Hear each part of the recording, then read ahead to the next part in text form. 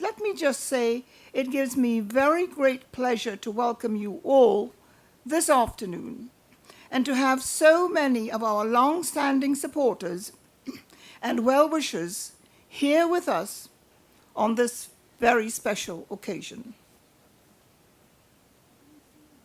My friends, in our 50 years, the Trust has initiated many firsts in our Twin Island Republic of Trinidad and Tobago.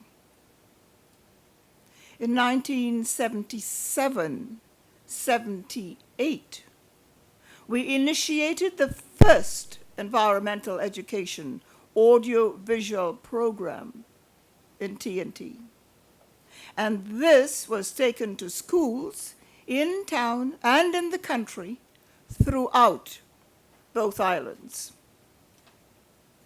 In 1981, the Pointe-a-Pierre Wildfowl Trust introduced nature and wildlife photography to the public of TNT at Art Creators, Cobblins Avenue, so that we could raise funds for our work at the Trust. It was totally new to the public, and I'm pleased to say it was a complete success. In 1982, the Trust presented the first environmental education curriculum for schools to the Minister of Education of the government of the day. In 1983, the Trust initiated a hands-on environmental education program for primary and secondary schools, which include outdoor field work, pond dips, leaf and feather labs. By doing this, we brought the written word to life. And for the first time in our country, we also initiated a special hands-on program for preschoolers. Not even the little ones were forgotten. Again in 1983, another first. The Pointe-a-Pierre Wildfowl Trust designed the first sea turtle recovery plan for Trinidad and Tobago. Not only patrolling the beaches on foot, researching, tagging yearly from 1979, but also with the help of both the National Security Helicopter and a commercial helicopter service, we were able to carry out the first aerial surveys of nesting turtles on the east and northwestern coasts for this recovery plan. Ladies and gentlemen, luckily I have photographs to prove all of this. In 1985, the Trust initiated turtle patrols at Matura Beach as part of our outreach environment education program for secondary school students. In 1989, the Pointe-a-Pierre Wildfowl Trust introduced education on climate change, 1989, in the Trust school and community programs. In 1993, the Pointe-a-Pierre Wildfowl Trust successfully lobbied the government of Trinidad and Tobago to accede to the Ramsar Convention. And in 1993 again, the Trust presented a paper, Wetland Reserves and Public Awareness, at the 5th Ramsar Conference of Contracting Parties, Kushiro, Japan.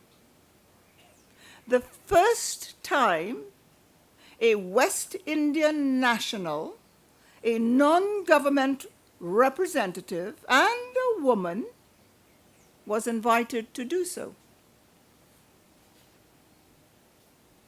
In 2001, assisted by SOHOM, Spouses of the Heads of Missions, the Trust again in another first for our country, provided a boardwalk around the Trust's main breeding lake for the physically challenged and the elderly, our too often forgotten ones. We designed and implement a special environmental therapy program for these people with special needs, including the mentally challenged, recovering addicts, battered women, as well as the hearing and sight impaired. We open up a world of peace, beauty, and education to people who normally would not be able to participate. Indeed, my friends, the blind do see at the Pointe-a-Pierre Wildfowl Trust. The list goes on and on. We have many other firsts under our belts. To go back a moment, like the creation in 1984 of TNT's and the region's first truly interpretive trail for the awareness and education of our children and people, of the value of our forests and their links to wetlands, and their linkages with all life. The trail was cut, big trees planted, with the help of our regiment, our Coast Guard, and forestry. Signage and pictures were then added. Today, the trail is also upkept with the help of some of our directors here with us today. Thank you.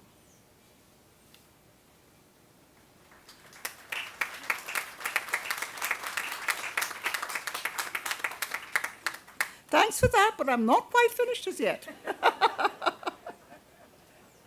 Another interesting first, if I may, was in 1987, to go back, and our journey to Toco with TTT, Trinidad and Tobago Television, out on such a distant location for their first time to film the work that we had been doing for months with the scouts and guides and the community to clean up the beaches, sounds familiar?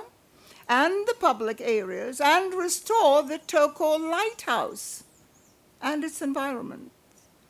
We had also been going to the schools in the area weekly on an environmental awareness and education program. Again, I have photographs, you know. Wonderful, factual stories, too long and too many to tell today, but suffice it to say, my good friends, good, satisfying memories.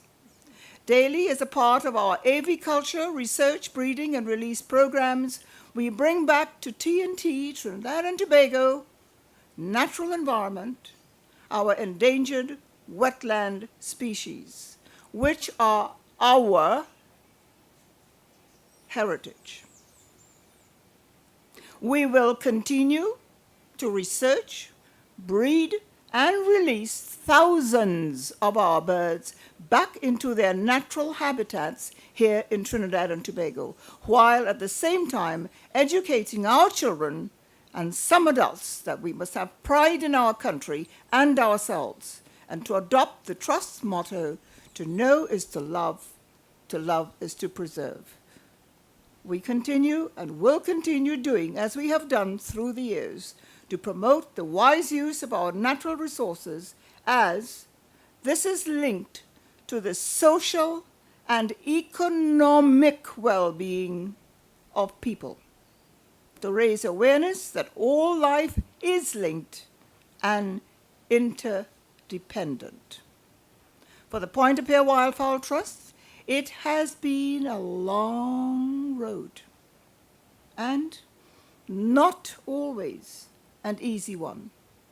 But we have so far succeeded, and we could not have done it without so many of you. Some here with us today,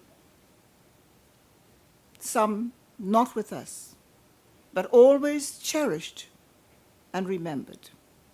As we look towards the future, today, the celebration of the beginning of our 50th anniversary, a golden year, it is a dream come true. A warm welcome to all. Thank you.